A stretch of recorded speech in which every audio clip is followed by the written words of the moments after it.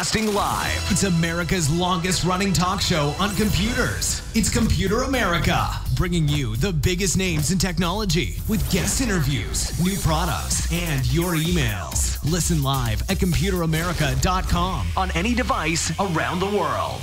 Email the show at live@computeramerica.com or find us on social media.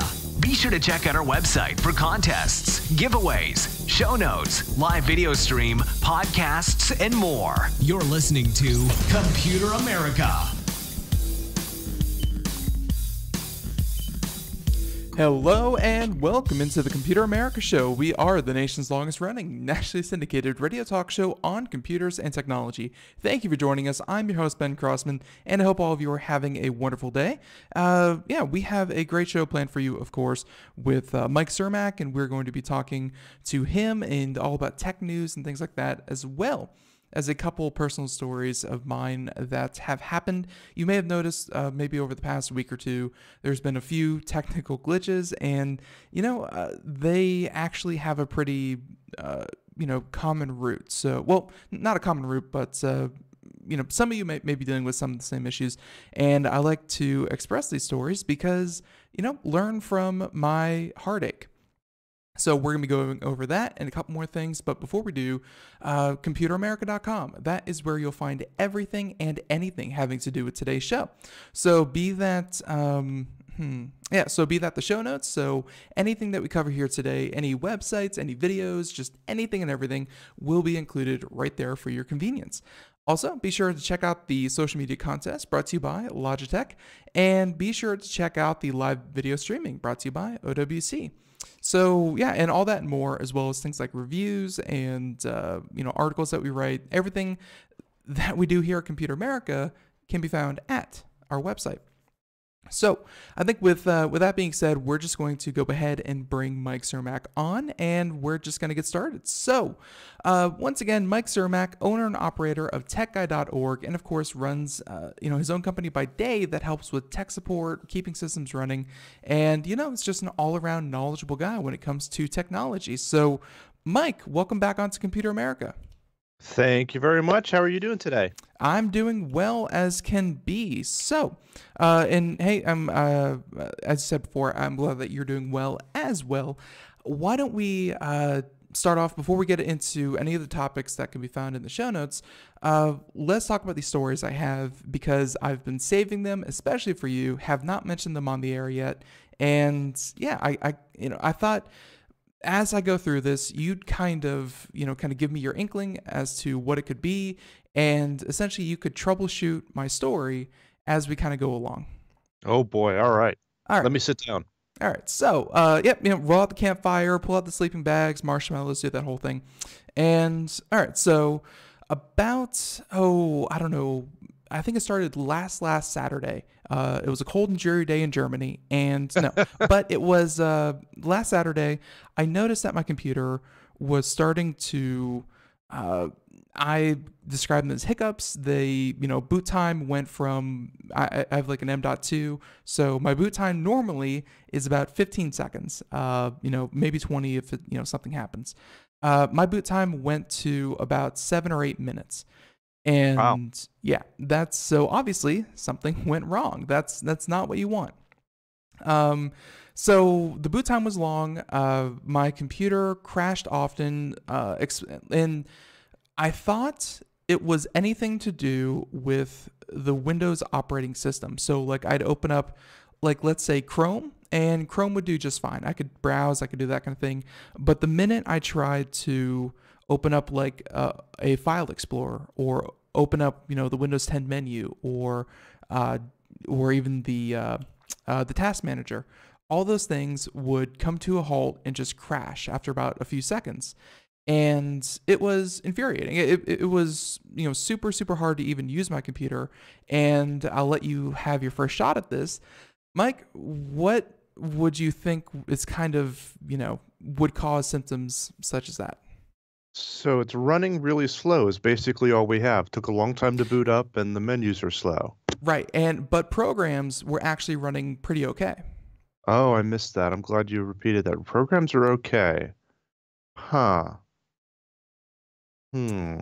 And it's perfectly okay to say, I don't know, because we can move on with the story and then, we can, take another guess at this. But I mean, just All right, initial go ahead. thoughts. All right. Yeah, well, I don't know. My initial thought when, slow boot up times and slow Windows, and so on, oftentimes I see is, it could be just needing a cleanup. It could be a virus. It could be a lot of things. But we've been seeing a lot of bad hard drives recently, have bad sectors just starting to go bad. That can, cause random weird problems and general slowness. But then your programs, I wouldn't expect them to be running just fine. All right. So, so spoiler alert, you already got it. The answer was a bad hard drive. But, Oh, but to not, but to not waste the rest of the story, I didn't come to that realization until about 4 days later. It was a painful 4 days, and I'll give you the reason why. Personally, I felt like it was just a bad operating system, maybe in a system update that happened, something got corrupt, and sometimes Windows, it does that. And so in a moment of panic, I not reformatted, but reset Windows. There's an option, Windows 10, you go in and you can save your personal files, but you wipe off all the programs, you wipe everything off, and essentially you get a new version of Windows 10. That's the first thing I did. That didn't solve anything. So yeah, and I didn't feel bad about wasting all that time, and trust me, it was a lot of time wasted. That took maybe about 14 hours to do because, again, everything's running slowly. But I knew that wasn't the problem. So if nothing else, process of elimination took that off. So there's that. And then the next thing I did, I thought virus. I was like, hey, that's a pretty good one. I try not to click any unknown links or things like that, but you never know. Things happen. And I downloaded like 3 different antivirus programs, not at the same time, and ran them all, and they all came up clean. So yeah, so virus, corrupt operating system. Now, one thing I did notice was that anything dealing with a drive called the, it was partitioned to the F drive, and that doesn't stand for anything. I'm not trying to imply anything. It's just the drive that was labeled as F was super unresponsive and couldn't do anything with it. Now, here's the part where I wasted about a day, Mike.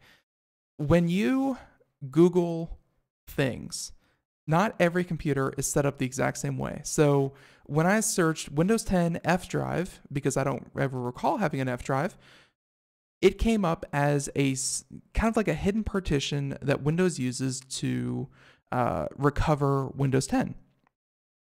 So, that's what I thought it was. I thought, again, Windows was messing up.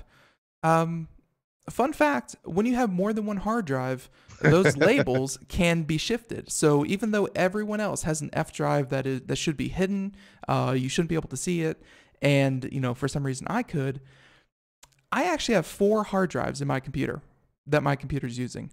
And the F drive for everyone else is a Windows drive, but for me, it was actually one of my SSDs. Mm-hmm. So, and an SSD too. That's interesting. Well, here's the thing: is that it's from when I first got the computer. It's like 5 or 6 years old. You can run these kind of health checks on hard drives to see how much expected life they have, and every time I run that kind of software on that SSD, it said it was 168% of expected lifespan. So it was right. So it essentially that means it's gonna fail soon. That's what that means. So like I took everything off of it. I didn't use anything. I only used it for video games. Like I didn't keep any important files on there. I was like, I could put stuff on here I can easily replace. It's still working. Anyways, what do you have to lose, really? I mean, right. And usually with SSDs, there obviously are exceptions, but usually with SSDs, when they fail, they fail.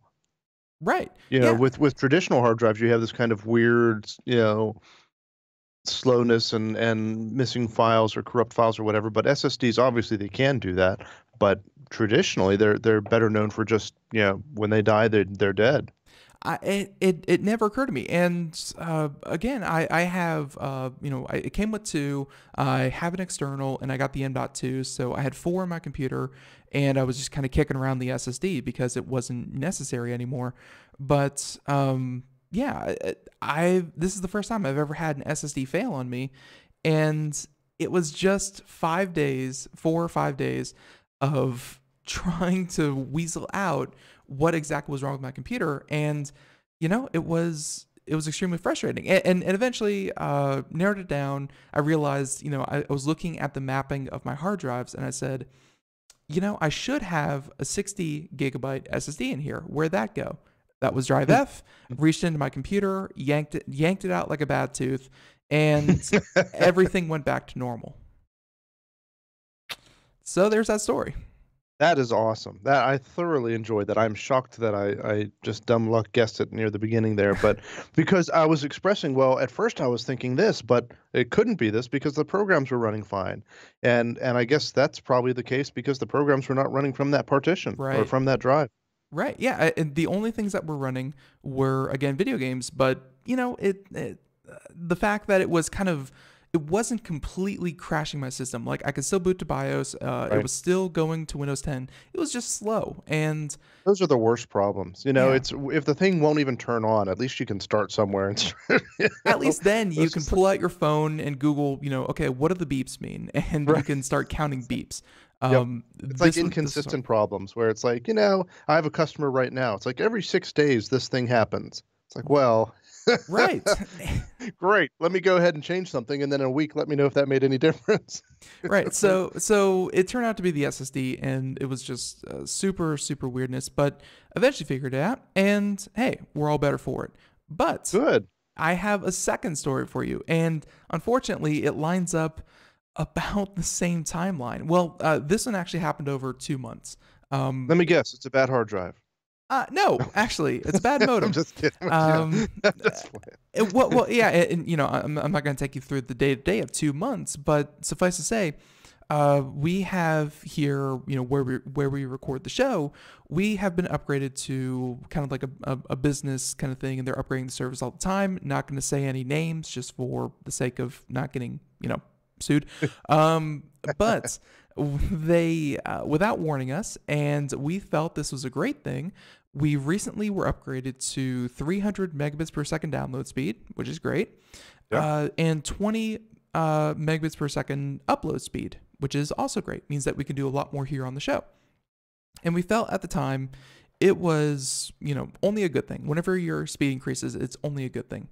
Sure. Mike, just real quick, if you could explain to the folks out there, because, hey, I feel like I've been talking too much, talk to us about the point of a modem and the ones that the cable company gives you. Sure. So the cable modem is what changes the signal that comes in on the coax line. So you've got, coax wires that come in that typically, have your TV signal. So they plug into your cable box and plug into your TV, and your cable box magically turns the signal on the coax into the TV show you're watching on the TV. The cable modem cable modem kind of does the same thing as a cable box, but gives you internet. So it takes the signal on the coax and then turns it into Ethernet, so your computer can talk to the internet. Mm-hmm. And those two devices, it's very clever the way they work, because then that allows both of those things, TV channels and internet, to come through on a single piece of coax. Right. And that is exactly what we had. But I guess the part where it got a little fishy was that the modem, and this happens a lot, where if you rent equipment from your cable provider, they don't really upgrade it that often. Like, they get the maximum lifespan out of every piece of equipment until they're forced to upgrade. So if you rent your router from your cable company, first of all, you're paying $8 a month, whatever it may be. And you're probably using like an 802.11, BGN, router instead of an AC. The wireless that is built into those are typically just terrible. Right. They're not new. They're 4 or 5 years old. They've been in numerous homes. You're not the first user. So there's that. Modems can be the same way. In my experience, modems kind of have a longer shelf life because, they do one thing and they do it pretty well, and there's usually a lot of headroom. It's not that big a deal. But that's where we ran into problems, was that the modem that they gave us when we had 100 megabits download speed and 5 megabits per second upload speed, it worked fine. It worked wonderfully. It was an admirable modem. But when they upgraded our speed, it was, and I have no idea what I'm talking about here when I say it was like an 8x4 channel or something like that, Uh-huh. modem, and it had maximum throughput speeds of about 500 megabytes per second. That might have been okay if we had one computer using the internet. We don't. We have a lot of computers and a lot of technology using the internet. Point Sure. is, it bogged down, and I will say, our cable or our internet provider, they're experts. Like, because we only allow the senior techs in our home. Nice. Because it's such a weird layout. We don't need to explain to every person who went through a 2-week orientation, but they couldn't figure it out. 2 months we had intermittent, spotty, Ugh. shoddy internet Ugh. for 2 months. It hurt. It hurt our soul because you don't realize just how important not just internet, but a steady internet connection is when it drops for about 30 seconds every 10 It's that minutes. old joke that having no internet is better than having unstable internet. Yeah, kind of, really. And so this led to a number of problems, including a couple of missed shows here on Computer America. So, we apologize for that. Anywho, for reasons we can't talk about, they couldn't they refused to upgrade our modem. They said it was fine. They said it was the best that they had. They said it was, standard for our service. And so we went out. Amazon, what a wonderful company. Let's hope when they take over the world, they're okay. Purchased something on sale. It was like $60. I think Linksys had a modem. And, that one modem not only increase our internet speeds, because I think, Craig's getting like 450 now instead of 300. Like, for some reason, it increased his internet speed just carte blanche. But the internet has been rock solid. And that's kind of my tech support gore story, is that, we had experts, the best people that our cable company had to offer. And it took me going out to Amazon and buying a $60 box. Yep. It was frustrating. Yep. Well, and that's the trouble. Sometimes when you get into these, and it's hard to troubleshoot hardware and figure out where the problem is, and you hate to just throw hardware at a problem, and that's the way you fix a car, right? You just keep replacing stuff until it works. And the same thing with computers. Oftentimes, if you can't narrow down where the problem is, that at least helps you to narrow it down. You swap out the modem, and now you can say, well, the problem's still there. I know it's not the modem. I can move up from there. Is it a switch? Is it a router? Is it a firewall? Is it the computer? Is it, start narrowing things out? I mean, they're very methodical. I have to give them credit that they tested each computer. They brought their own laptop. They checked every cord, every connection, everything coming out of the back of the modem. And it's more to that point where if it was one computer, like when they take it out of the modem and plug in their laptop, you don't get those symptoms, because it's not multiple vying for the, not enough traffic going through. Yeah. So that happened, and they're like, we don't know what the problem is. We have a lot of connections here at our home, and we had a switch that they looked at the switch. They didn't read the lights on the switch, and they said, that's your problem right there.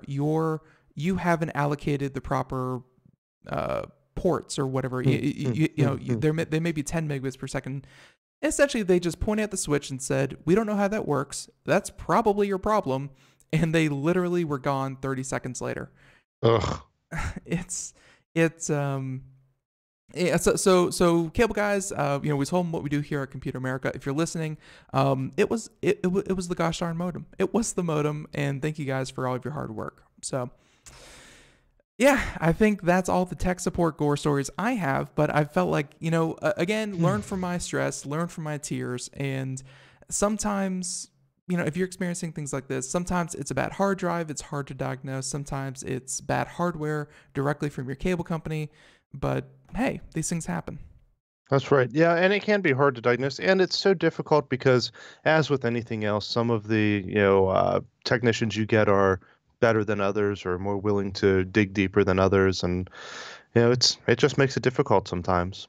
Yeah, no, it's a crapshoot, and we're gonna kind of call it there. But all right, so there was all my stories, and hey, I'm probably going to post these to techguy.org because I don't know if you guys like success stories there, but Absolutely. Well, and yeah, you never know when that might help someone. Someone listening to the show now or someone reading it later is going to go in there and look at it and say, "Oh, yeah, I'm having this problem." They're going to Google it and have the right keywords and just fall right into that. you know You what never I'm know gonna who you do? might help. You know what I'm gonna do? I'm gonna say, here's my problem, give them all my symptoms, and then never update it with a resolution again.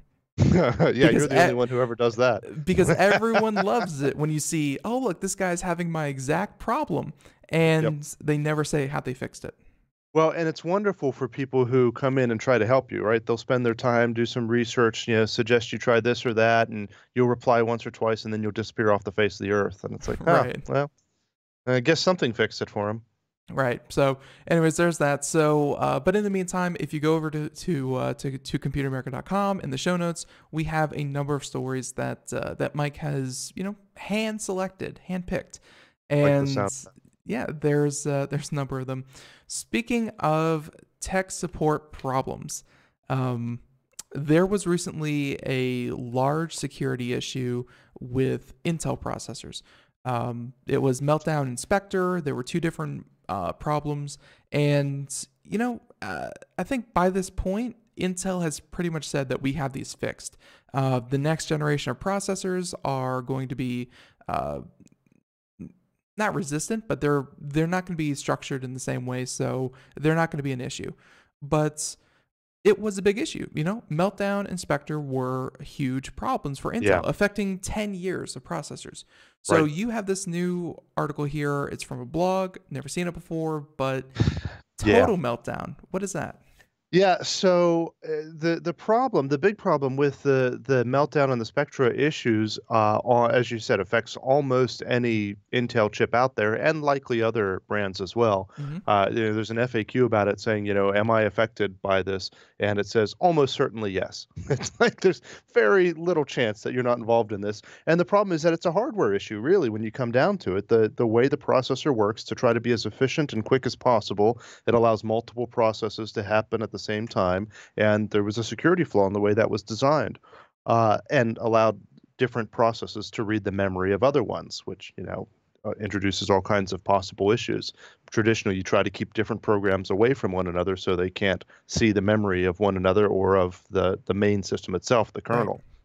In any event, so the fix for all of this is a software patch. That's the only way you can really fix millions of computers that have this hardware issue, is to update the software so that it can bypass this issue.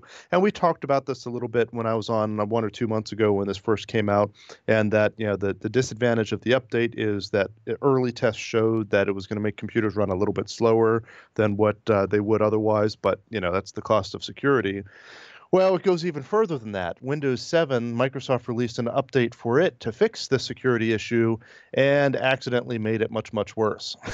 And actually allow user programs to be able to read the memory of just about anything right through the software without having to worry about the hardware issue that they were trying to correct. So they corrected one problem and just opened up an entirely other bug.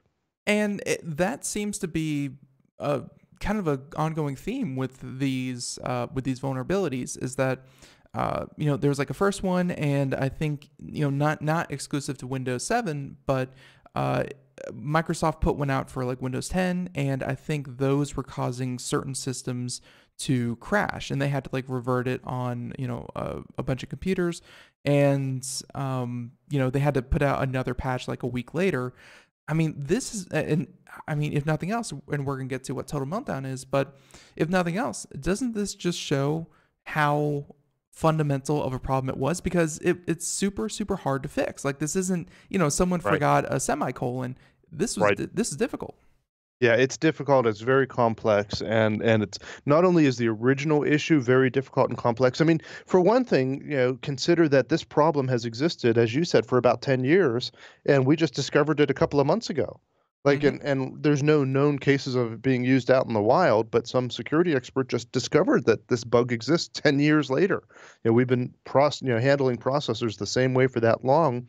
And so, I mean, it's really at the foundation of how they work. And to go back and say, all right, we're going to rewrite this. And in the meantime, we need to find some way to prevent this issue from happening. And Like, it's just not yeah, an easy thing to do. like part of me feels like it's that scene from Apollo. Was it Apollo 13 with Tom Right. Hanks, and they're like, all right, so our guys are up here, the filter's gone, and he dumps out a box of parts. He's like, and here's all we have to work with. Like, I feel like that's what they're dealing with, is that It's an they excellent. That's a perfect comparison. You're absolutely right, because that's what they have to do. They have to say, all right, we have a hardware problem here. We have software. How do we fix it? And it's like, well, it's going to cost you some CPU cycles. It's going to make things run a little slower. right. And they say, well, but yeah, that's the cost. That's what we got to do. And then they patch it So together and discover, oh no, that opens this door over here now. yeah, so Unintended tell us consequences. about the second door. I mean, if the first door was bad, what is wrong with the second door? Yeah, so what it really does, it's actually worse than the original problem, which is kind of ironic. And it allows any process to read all of the memory in the computer basically instantly, gigabytes per second. And you can also write to arbitrarily wherever you want in the memory as well. And it's relatively simple to do. I mean, relatively simple, certainly not something I could do, but someone who was, a hacker and knew how to get in and do this sort of thing, didn't require any special permissions or any, additional hacks to do. They could really just run a command and have access to everything. Because that was part of what made I think this was Spectre was the part of the vulnerability that let them read the things written to memory before they were actually processed through the operating system, blah blah blah. Meltdown was the reduction in speed. Spectre was the one that you could read memory, and that's kind of what made it bad, but it was kind of limiting where you could read raw data before it was, hidden by, and protected by the operating system. But you couldn't do anything more. Like, you could read it and you could monitor what was going on, but that was it. And that's enough for all this panic. But I guess here is that, you could read a lot more of it, and you could write, as I said, to, I think, arbitrary memory. So they could actually make alterations to the system on some level. Right. On any level, on any program that's running or any operating system that's running. I mean, you just go in there and change any bit of any piece of memory, on the running computer. That's as powerful as it gets.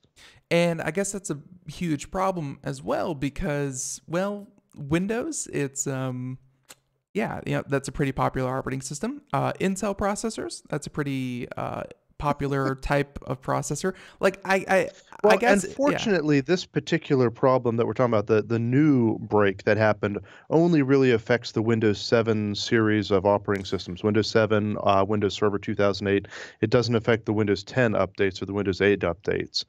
So it's something specific in the Windows 7 update that was supposed to fix Meltdown that ended up opening up this big bug. Let's see. So let's take a look here, and this isn't looking good. So pulling these numbers from netmarketshare.com, and looks like Windows 7 is still the most used operating system on the planet. Currently, as of last month, it had about 43% of the operating systems were running Windows 7, with about 33% running Windows 10. So, you say that it's only Windows 7. It's kind of like Windows XP. I feel like Windows 7 is going to be around for just as long as XP was. Right. It's like saying it's only the gas-powered cars that's a problem. Right. All of the others are okay. It's just no reason to panic here. Right. So, well, Windows 8, let's see, 5%, Windows XP, 5%. So, yeah, it's pretty big security flaw. So, I mean, does this mean that Intel and Windows have to go back to the drawing board and fix this, or Yeah. Yeah. Yeah, they do. And Microsoft released an update for Windows 2008 Server that is supposed to fix the issue, but apparently only fixed part of the problem. And so now we're waiting for a further update. too. All right. And to be clear to everyone out there wondering, I'm using a Windows 7 computer with an Intel processor. I am in deep, deep trouble. The bigger problem was more for companies, and by the way, music means we're going to take a break, but the bigger problem were for servers and companies that wanted to keep their customers' data safe. So that's who was really a threat, not the individual. So everyone, again, music, we'll be right back. Mike Cermak, techguy.org, Computer America. Stay tuned. Dish TV is better than cable TV. Why? Because you can save 45% on packages compared to your high-priced cable bill. Wow. Take those giant scissors out and cut the cable and save with Dish TV. Plus, you get a free DVR upgrade to record your favorite shows and free installation. And with Dish Anywhere, you can watch TV for free on your mobile device. Act fast. You can save hundreds of dollars. Does your cable company do that for you? I don't think so. Get all the best TV programming at your fingertips at a fraction of the price of cable TV. So say adios, arrivederci, goodbye to the high cable bill and save up to 45% on Dish TV packages today. These are limited time offers and can change at any time. Call fast. 800-471-5325. 800-471-5325. 800-471-5325. That's 800-471-5325. Greece is cheap. But the airfare costs a fortune. Paris? Not much closer, and again, airfare... What about Puerto Vallarta? Let's face it, flying anywhere is just too expensive. Wait, what's this? Low-cost airlines. With one call to low-cost airlines, you'll drastically slash your travel costs. We're talking insanely low airline prices to any of your favorite destinations. Where would you like to go? London, Rome, Costa Rica, Australia? Wow, that's cheap. So why wait? Call now to learn how crazy cheap it is to fly anywhere in the U.S. or international. Our prices are so low, we can't publish them. The only way to get them is to call to instantly hear the most amazing best deals on airline travel. It's that easy. So call now and start packing. 800-215-4461. 800-215-4461. 800-215-4461. That's 800-215-4461.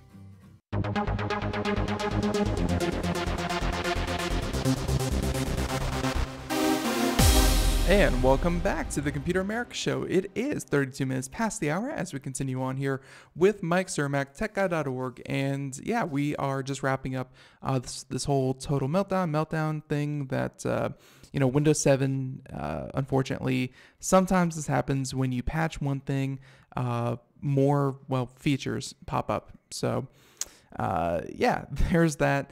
And again, just if nothing else, this drives the point home as usual. Keep your operating system up to date. Windows 10 kind of keeps that simple for you because you have to, or I think they come to your house and take you away. But just keep your system up to date. So yep, you're absolutely right. Yeah. And the problem with stuff like this is it makes people hesitant to update their systems, because we have an update that made the problem worse than what it was before the update. And, so but you have to keep it up to date because it's just going to get better eventually. Yeah. Shame. And it's rare that this sort of thing happens. That's why we're talking about it today. It's not like updates regularly break things. Right. I mean, you can kind of expect that for if you're on the beta release or the developers release, whatever the heck you want to call it, the one that they push out before they push out to the general public. But right. Most of the time you're okay. You're okay to update. Craig, if you're listening, it's okay to update things. You won't be left behind, or actually you will be left behind. It's All right. So there's that one. Why don't we go ahead and, all right, so we didn't mention this, and luckily, the amount of attention this got on my local news stations here, I think all over the country, sometimes I feel like there's problems of scale that people really don't understand. So this next one coming from The Verge, and we didn't talk about it on the show, so kind of new to us, but China's out of control space station harmlessly breaks up over these the Pacific Ocean. There we go. Specifically the Pacific. Right. Yeah. So breaks up over the Pacific Ocean. And again, the amount of energy I think used to whip up the public into a panic, because they're like, look at the possible strike range of this, crashing satellite. And they only covered about 99% of the population of, the entire world. And they're like, look at how many people are in danger anywhere in here. Right. And because really, like, the only places that were excluded were like the North and South Pole. So penguins and polar bears alike were okay. Everyone else was in a panic. But, Mike, you got to be honest. You kind of expect this, right? I think most sane people expect this to be a non-event. Yeah, well, absolutely. There's a lot of water on the Earth, first of all. And then second of all, even in populated areas, the average person per, square mile, or however you want to try to figure it out, it's extremely unlikely that anyone would be hurt by it. But the chance is not zero. You have to give them that. And it really makes cool headlines. It gets people excited when there's a possibility of a space station falling on your head. Yeah, I knew things were... You have a much greater chance of being hit by a bus, but it's really exciting to think about a space station falling on your head. Was it? You had a better chance of winning the lottery than... Oh, yeah. By far. Oh, yeah. Yeah, by far. And it was like, if you did get hit, then you just go buy lottery tickets, because obviously your number has come up. But no, I knew things were reaching a fevered pitch when they interviewed the only woman ever I was about to bring that up. Yeah, to be hit by space debris. Yep, that's right. One woman, I think she was just hit in the shoulder, if I remember correctly. Yeah, something like that. Like she's alive. Let's put it that way. She is not maimed. She is alive. Right, and that's the only person ever who's ever been hit by it. But it's happened before, so it could certainly happen again. Yeah. So part of me is kind of sad, because I think Tiangong... I'm sorry, part of you is kind of sad that someone wasn't hit? No, I'm sad that this thing came down at all. I think that space, of course, we talk enough about SpaceX and, just other space endeavors. It's super cool to hear about. And I think Tiangong, when it was sent up, was supposed to be, in the article here, they have it China's first human space station. Essentially, it was China saying, we don't want to deal with your international space station. We're going to build our own space station. Right. It crashed a couple days ago, so, we saw how that went. But I'm kind of sad that it did, because, that meant that there's one less space station that we get to play around up there. So, right. And that's kind of inevitable, right? It's like what was the old one? Space Lab? What was it? Something Lab. Yeah, something like that. That came down to Earth as well. I mean, it's, I am a space expert. That's terrible sarcasm right there. So I have no idea what I'm talking about. But I mean, eventually gravity is going to pull them down if you don't have some kind of propulsion to keep them up. Yeah, and they said that plagued with with hardware failures, and I'm sure it's just a broken SSD, but it was just awful. What happened? Kind of impressive if it were an SSD. When did they put that thing up there? That's the thing. 2011. It's not like it's from 1978. Oh, 2011. I didn't think it was 78, but I would have guessed late 90s, early 2000s. Wow. All right. 2011. That's much more recent than I expected. Yeah, did not have a very illustrious career up there. So. Wow. China, sometimes the build quality on certain things when importing is when exporting is a little poor, but hey, at least they make a lot of them. Whenever I go to order my own space station, I shouldn't get one from China. I don't know. It sounds like they're going to have more expertise now after this. I think the Russians have a little bit better of a track record. United States still, of course, the supreme, marketplace force. Getting a space station from the U.S. is pretty expensive. Oh, totally. But hey, Elon Musk is working on it with SpaceX. But and we have a couple of Elon Musk stories in Tesla as well. But I mean, yeah. So Tiangong came down. I think and if you're watching the video portion, just north of Haiti. Haiti. Wow. All the letters are there. Tahiti. There we go. Tahiti, not Haiti. Tahiti. Northwest of Tahiti, came down the ocean, didn't hurt a single person. Unknown if fish were actually harmed in the crashing of this, but our thoughts and prayers go out to fish. So, can you imagine us being on a boat out there and just seeing all these, chunks of metal showering down? Like, huh, how about that? That kind of sucks. well, and I'm sure that you saw they were playing the some other satellite or something came down, and it was. The video footage was actually very impressive. It was, it looked kind of like fireworks that were streaking out of the sky. Looks super cool, but at the same time, things tend to burn. Things tend to burn up, and I guess that's one of the cool parts about our atmosphere is that right. Not a lot of big stuff actually makes it to the Earth's surface. Usually it burns up. That's correct. Yeah, and I forget the numbers now, but they were talking about what percentage of this thing they would expect to burn up before it comes down. But, as quick as it comes through, any little bolt or shred of metal that doesn't burn up that's coming toward me at 17,000 miles per hour or whatever speed it is, it's doesn't really matter too much how little it is. Like, I feel like the people that were really concerned about being hit by this were the same people who are really concerned about airplanes hitting them on the way down, or things like that, because you probably have extremely unlikely. I'm with you. Statistics. But you were probably much more likely to be hit by something falling out of a plane than you were falling out of space. So either way, everyone's fine. Pretty cool, and we can go back to worrying about other bigger problems that are actually going to affect us. So actually, one problem that actually affects us here at Computer America, and I'm sad to see that Google is doing this. Oh, and by the way, if you don't know, a little while ago we mentioned that there's a feature on Google Chrome where you could mute certain tabs. Just as like a kind of an update to that. Google I didn't know they had done that. Yeah, and well, they have updated it to be a little bit better, where instead of muting certain tabs, they now let you mute websites altogether. So if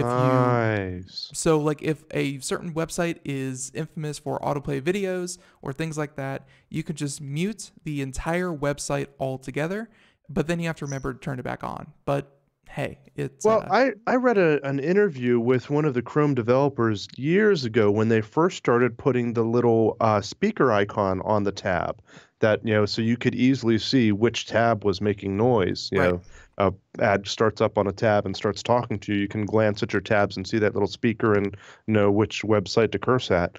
And they were asked specifically at that time, are you going to give us a button to be able to mute it? And they said no, that they hadn't intended to do that because they really just wanted to encourage web developers to not abuse audio.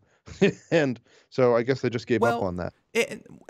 It's kind of cool because there was a setting that, like, if you dig down, like there was like a how-to video, it was pretty quick, but if you dig down into like the widgets and gizmos of Chrome, there was actually a button, and it's off by default, but there was actually a button that turns that little speaker into a mute button. Right, it seems so obvious that it should be. Right, and it it certainly can be. It's just like you said, they felt that was just a little bit too simplistic, and it would let developers get away with bad habits instead of changing their ways. So right.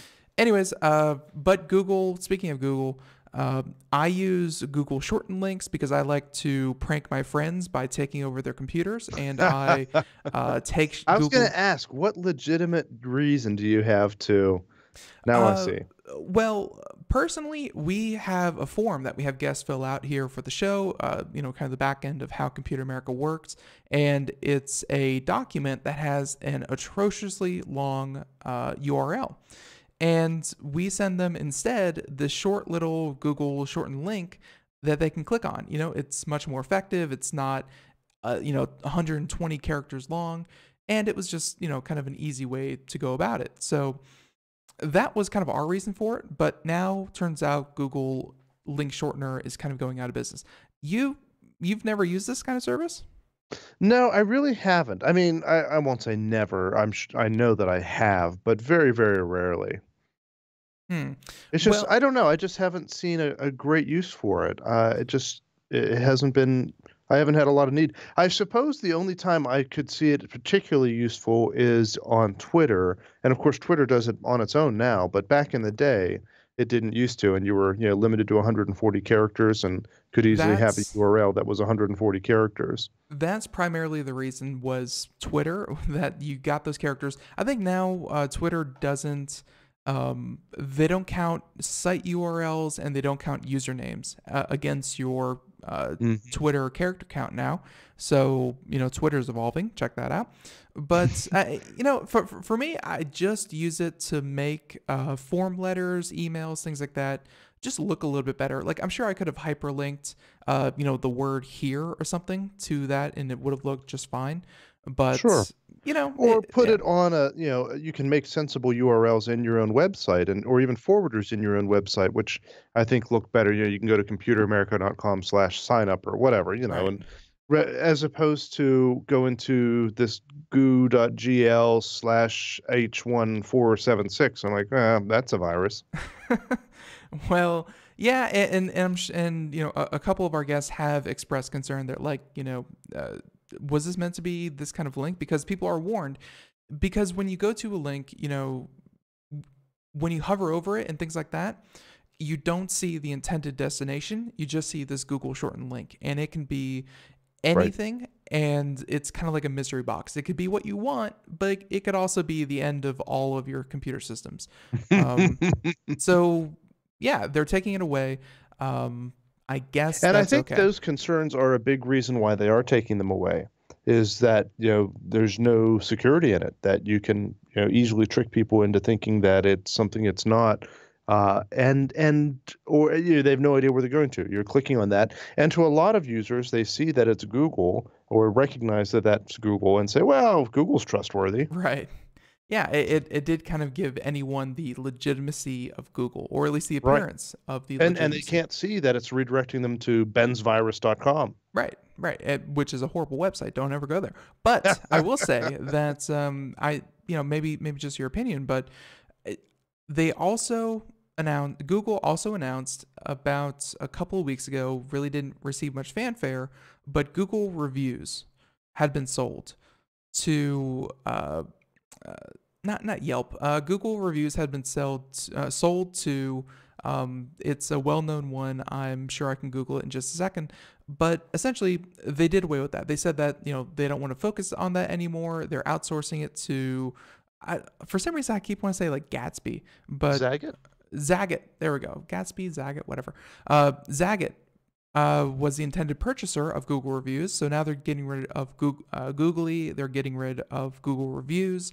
It really seems like Google is, kind of trying to shrink in a little bit, like maybe not have such a large footprint and starting to, just kind of come in and, weed out the stuff that they really don't want to focus on.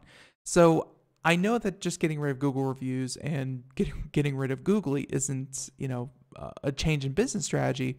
But to me, at least, it does show that Google is taking a step back and saying, okay, what's working? What's kind of just fluff because it's fluff.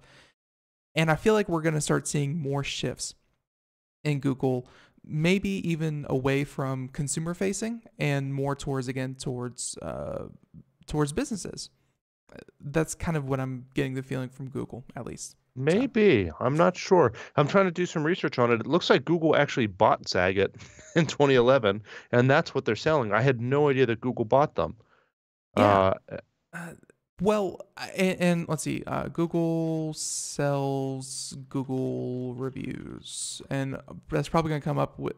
You're right. And it's go a ahead. company called Infatuation that is acquiring the Zagat brand from Google. Right. So I guess Google purchased Zagat to have better reviews, and now they're selling off that part of the company to Infatuation. There we go. That's the Which story. makes great sense because Google certainly has no need to have the Zagat name associated with it. I mean, they've got probably as good a name as Zagat does for reviews. Nowadays, they absolutely do. I mean, not that they need the money either. It's like, oh, great, now we can. Which is again why I kind of feel like Google may be pulling back and saying, okay, what's working, what's not, and I'm just saying that because I think that within the next couple of weeks, I wouldn't be surprised to hear a couple more Google platforms being shut down. And, that's happened in the past. And sometimes Google says, oh, Google service XYZ is being closed down. And you're like, wait, they had that? And yeah, so it's pretty common for Google to do that. I won't say anything, but I'm going to keep an eye on Google Plus. That's wait, that's still a thing? Yeah, honestly, I don't know how long Google Plus really has to go for, because it seems like they've made the Gmail account and your YouTube account enough of a profile that I don't know how long for this world Google Plus is, personally. So again, just blue skying. I don't take any of that with any kind of investment advice or anything like that. But hey, it is what it is. So all right, so last one, and then we'll move on to some Tesla stuff and Panera Bread. This one, I was checking my email at like 9 p.m. like 2 or 3 days ago, and I swear to you, just Computer America, I got like 5 emails at 9 p.m., which is pretty uncommon, that all said expert available to talk about Panera Bread. And I'm like, what's Panera doing? Are they making a bread bowl? What kind of soup has people this excited? Not exactly what happened. So please go ahead, tell us what happened with Panera Bread. Just a minor issue with Panera Bread. They accidentally left the records for about 37 million customers in plain text on their website, which just includes information like email addresses, home addresses, phone numbers, that kind of stuff. Fortunately, no credit card numbers, but a lot of personal contact information. And it was just not encrypted, just hanging out there on the website. So we had Panera Bread. Before that, we had MyFitnessPal. Yeah, wow. I think that covers just about all the health nuts in their user or their personal information. I mean, but at this point, I feel like we said this when Equifax was hacked. We said it when Home Depot and Sonic and many other companies. At this point, Mike, isn't it just safe to say your information is out there? If you have a password that you've used in the past 2 to 5 years associated with an email that you've had for more than 2 to 5 years, that combination is probably out there somewhere. Yeah, I mean, just assume that. That's why best practice is not to use the same password on multiple websites. Fortunately, in this case, this doesn't involve a password, but it easily could have. Right. And that way, if a particular website has a vulnerability and those passwords get out, they don't suddenly have access to every other website you've ever visited. And that's why I use a password manager. There's a lot of good ones out there. Do you guys have a particular one you recommend? Nope, not sponsored by any, so they're all good. Yeah, I mean, and honestly, I don't have anything against any of them. I LastPass, 1Password, Right. They all have free trials. Dashlane, I like them all. I really don't have any big preference. But Although you should definitely go out, try them out, and everyone should be using some kind of a password manager. To be fair, though, I think LastPass was hacked a couple of times. So, okay, maybe don't do LastPass then. Well, I'm a big fan of Dashlane myself, but it's mostly just because I like the user interface and it's just worked well for me. I don't have any legitimate reason to prefer it over the others, but right. Yeah, and and nothing's 100% secure, but if it's encrypted and encrypted on your machine or in someplace you can control with your own encryption key, it's a lot better than trusting all of these other websites, because otherwise, what's your alternative? The only other thing you can do is go through each of these websites and pick a password, and they've all got to be the same or almost the same. That's what I used to do, and what a lot of people do is just have a variance, right? They have one password they use. If it's not that, then it's that with a 1 after it, or a dot, or an exclamation mark, and that's as far as their passwords get from being different from one another. And then you got to write them down somewhere, and how safe is that sitting? It's just nothing is 100%, but at least having a password manager, you don't end up trusting thousands of companies with that same password. Right. And and another big hack was the Yahoo one, where it was like 3 billion accounts. Right. Essentially, if you're using a password that you've used in the past, at any point in the past, they are in plain text in some kind of password, kind of like checking service. And eventually, it may not be the first one. It may not be baseball 1, or it may not be password 123, but they're going to get to your password. And password manager is really the only way to go. That way you can not only have different passwords for different sites, but also change them periodically, and they can just be gibberish passwords. You don't have to know that it's x11543 at 27. It keeps track of it for you. Yeah, and so that's and also two-factor authentication. Yes. Whenever it doesn't bite you in the butt. I will say, like honestly, there was a hack on Saks Fifth Avenue, I think, or like some other companies, where essentially they were using the debit cards with the chips, and those were working fine, but I guess the company's backend, like they were keeping the payment information on their own servers unencrypted.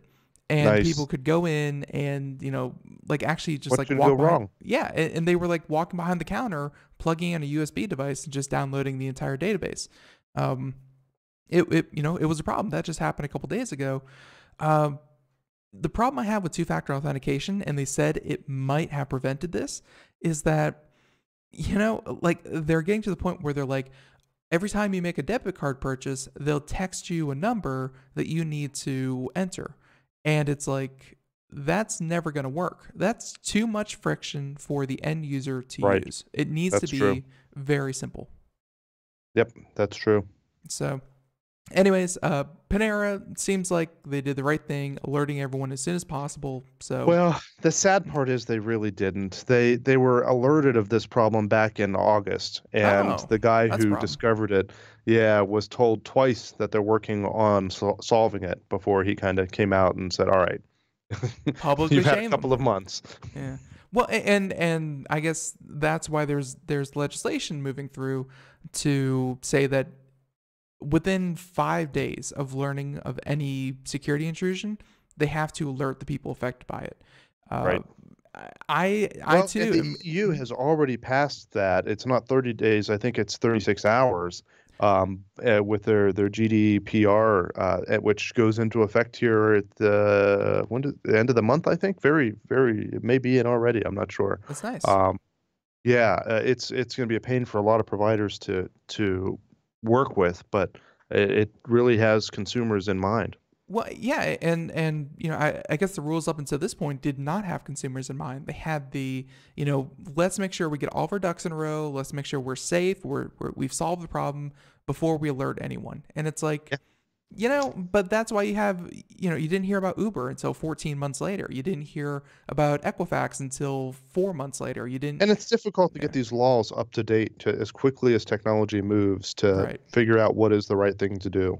How much privacy does a business have, and how much ownership does the consumer have of their data inside that business? Ownership of data. That takes us into a whole conversation about Facebook that we're not going to get into. So that's a whole thing. But just real quick, before we leave out here, we have like 2 minutes left. You have 2 stories, and just give us kind of like the headline and the gist of why these attracted you. Which ones have we not Tesla hit? going bankrupt, and Tesla doubled its my required Tesla announcements. So there's been about a lot of bad news on Tesla in the last month or so. The good news is they announced that they doubled their weekly Model 3 production for Q1. Bad news, of course, is that it's still way below what they had initially expected. But they're always super optimistic with their goals of production goals. Yeah, and they always have been. No one ever expects them to hit their production goals. They're just not realistic with them. The only ones that do, surprisingly, are investors. So yeah, apparently they expect them. But so there's been a lot of bad news. They've lost a lot on their stock here in the last a week or so, and Elon Musk is taking it very seriously and sent out a tweet on April 1st saying that Tesla has gone bankrupt, and that he says that we're sorry to report that we've gone completely and totally bankrupt, so bankrupt you can't even believe it. And he says there's many chapters of bankruptcy, and as critics have so rightly pointed out, Tesla has them all, including chapter 14 and a half, the worst one. And a very funny picture of him leaning against a Tesla, holding up a handwritten sign that says bankrupt. Right, and as the tweet said, surrounded by Tesla Tequila bottles. So, yes, and dried tears. Right. So very, very tongue-in-cheek, and good to see taking that. it very seriously. Yeah, obviously. All the criticisms. So there's that, and music means that we're just about done here. Mike, if people want to find out more about techguy.org, where can they go? Yeah. Go to techguy.org, check us out. It's a free site. You can go there and post your computer questions, and volunteers will try to help you out. And while you're there, you might be able to help someone else out.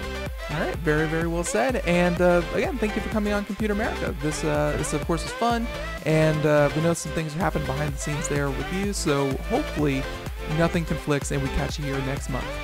Right on. All right, so everyone else, thank you so much for tuning into Computer America. We are done. Tune in tomorrow as we have on the program, let me get this right, we have comparatech.com, and they run comparisons of, well, tech. Everyone, hey, 4 p.m., 5 p.m. Eastern, Monday through Friday. Catch you then.